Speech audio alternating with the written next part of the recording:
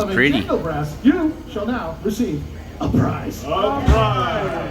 That's right. Now in the past, we go to a cars. Cars. Looking at it, and all of a sudden, sweet.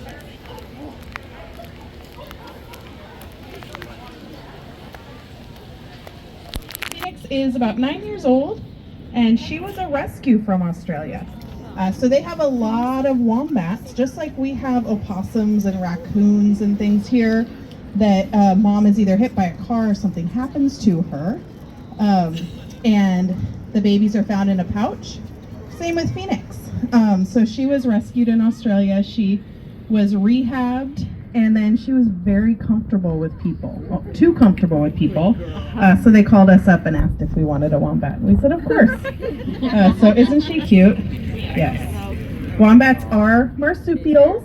So marsupial, anybody know what's that special trait that they have? It's every girl's favorite animal. Secret purse. They have, yes, a pouch. So Yeah, the secret girls purse. have a pouch, boys do not. A lot of people don't realize that. Think about it. So the baby climbs into the pouch and lives there for a couple months while it grows. So when wombats are born, they're very small. They're about the size of a mouse. Oh. And they climb into the pouch, grow up, hang out there, and then they emerge as fully formed little cute fluffy wombats.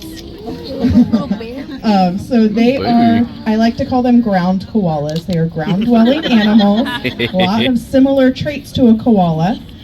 So if you look at her, you can kind of see some similarities. Look at those ears, look at her nose. A lot of similarities to koalas. They have the pouch, they're a marsupial.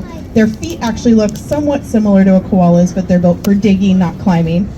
And they kind of fulfill a little bit of the same niche in Australia as a koala as far as grazing, eating all the plant material, and then of course they're going to help out with erosion. They're going to help out with digging as well.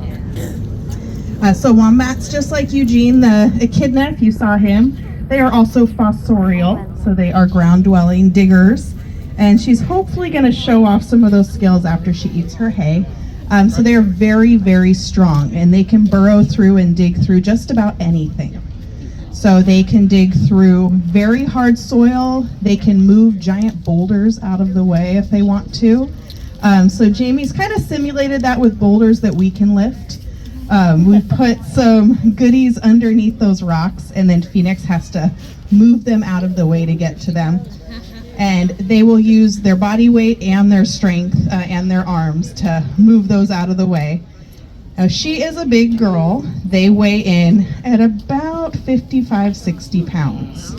So they are little bowling balls, and they are solid muscle. So they are definitely not going to be climbing anything. They're going to spend all their time down on the ground. So wombats have a really cool trait that kind of helps them out when they're on the ground. So if they're living on the ground, they're going to have to worry about things like dingoes, wild dogs, and they have the ability to burrow very quickly underground. And then on their rear end, right kind of in their hip area, they have a hard bony plate. There you go, you hear it? Yeah, solid bone. And what do you think she might use that for? What's that going to help her with if she's burrowed down underground? It is a defense, yeah. So it serves kind of two purposes. One is it's just very hard to get a grip with an animal's mouth on that hard bony surface. But also, once they get down there and they try to get a grip, she can actually slam up against the top of her burrow. So it's very hard, yes. Butt slam. And it's going to severely hurt that animal that's trying to get her and deter them from trying to go after her more. So she is munching right now on some hay. They are grazers, so they eat very similar to a cow or a goat. They're gonna graze on grasses, on bushes, on anything and everything they can find, any sort of plant material out in the outback.